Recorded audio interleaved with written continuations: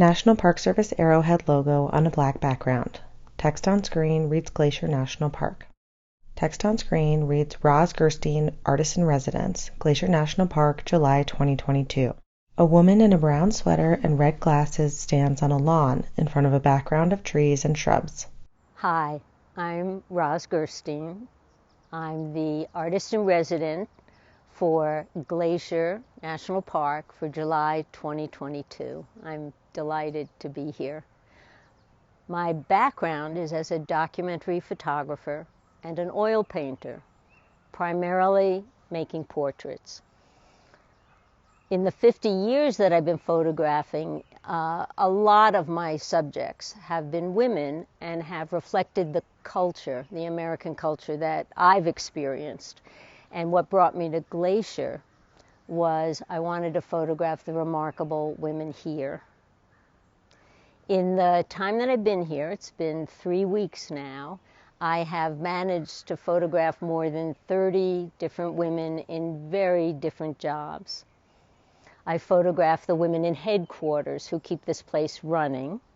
That's pretty impressive. This is a 1-million-acre park. I have photographed the women in supply who keep everything, all the cabins, all the restrooms, everything, including my lost key got replaced. I have photographed, the one thrill was going out with fisheries, the two women who were checking the genetics of some of the trout. I went out with following the trail crew. The trail crew consisted of 3 women who had to pack for a backcountry tour that was going to be 4 days, but sometimes it's 10 days, to make sure the trails are kept open. And they loaded these crates, 55 pounds each, very impressive, included chainsaws that then after all these crates, these 12 crates had to weigh no more than the 55 pounds, give or take a half a pound. And they load them onto trucks. They brought them to the trailhead, and they met up with Jill, the mule packer. And Jill's job is to load these 110 pounds balanced on the mule. And then there were 6 mules. I watched her do this by herself and marveled. A photograph of a woman in a checked shirt, jeans, and a straw hat standing next to her horse with 4 mules with loads behind her. Caption reads Jill, mule packer. When I told her about my project and why I was there to photograph, her comment was, "I know why you're here. You're to photograph the badass women of Glacier." That's correct. That summarizes what my project is. And so just watching her get on her horse and ride off so that the trail crew would have provisions while they were working was just very impressive. So my work in the last 50 years has been fairly consistent in that the women are placed in their own environments. They're not a muse. They're not a romantic ideal. A black and white photo of a woman sitting on a construction site with lumber and frames behind her and her toolbox next to her. Caption reads, Jessie built her house. A black and white photo of a woman and her horse where the horse's head is coming over her shoulder and she's stroking its nose. Caption reads, Lily, single. I try to portray them as realistically as I possibly can, and I try to form a connection. The idea is that the camera has been basically, instead of a barrier, it's a way to break a barrier. And so connection is very important. So I often interview, or at least listen to, the people I'm photographing. They're not hit and run candids. They are spontaneous in the sense that I'm responding to the moment. A black and white photo of a woman dressed nicely in a skirt, top, and high heels standing on the porch of her home. Caption reads, Mrs. Porter, Cabin Creek, West Virginia. But I am personally interested in their lives, and I think it's an important part of a lot of my photographs where I often have quotes that accompany the photographs. It's the camera has allowed me to go into places that I might normally never get to. So I've traveled the United States. I've done projects in West Virginia. A black and white photo of a woman standing in a coal mine with her hard hat and headlamp with her foot up on machinery. Caption reads, Farrell Mine, West Virginia.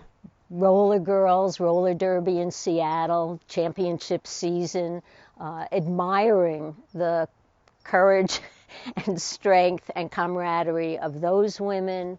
A black and white photo of a roller derby player in uniform with a sparkly helmet and a tattooed shoulder. Her back is to the camera and she looks to the side so you see her face in profile.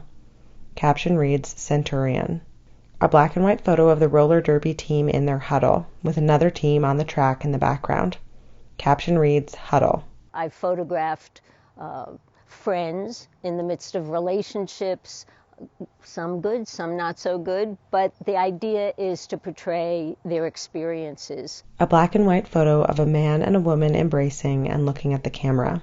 Caption reads, Legally separated. And in a sense, it reflects my own experiences in life as well. A lot of these people were my peers, my friends, my family. A painting of a young woman in a black scarf and sweater peacefully sleeping on a train with a book closed in front of her. Caption reads, Sleeping Beauty. A painting of an elderly woman in a pink hat and shirt wearing sunglasses, asleep in a deck chair. Caption reads, Catching Rays. And my portraits are different. My oil paintings differ in some ways because those I get to construct in my studio. A painting of a family out to breakfast, where the child looks toward the viewer, the father gazes off into space, and the mother disinterestedly plays with her engagement ring. Caption reads, Disengaged. So they're a little more editorial. I can have a personal opinion that's imposed upon the oil paintings, whereas I don't tend to do that consciously in my photographic portraits. In my photographic portraits, I really do want to reflect the lifetime I've lived.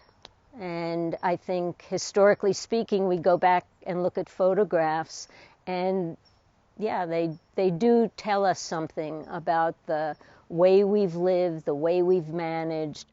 A black and white photo of 3 women in a grocery store, laughing and smiling. Caption reads, Company Store, Twilight, West Virginia. So the opportunity for me has been to photograph women in these very changing times and changing roles. The parks years ago were primarily staffed by men. So to see women in these varied roles alongside men doing equal work has been wonderful to be documenting. A black and white photo of a woman in a carpentry shop standing next to some lumber with machinery behind her. Caption reads, Sue, Carpenter.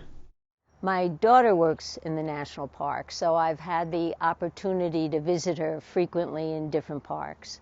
And what's interesting is to also observe fellow tourists like myself.